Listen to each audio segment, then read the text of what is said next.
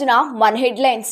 తెలుగు ప్రేక్షకుల ముందుకు మదగధ రాజా అఖండ 2 మామూలుగా ఉండదంటున్న తమన్. గేమ్ చేంజర్ ఓటీటీలోనికి విడుదల ఫిక్స్. ఆసక్తికరంగా అనుపమ పరదా టీజర్. చావా ట్రైలర్ విడుదల.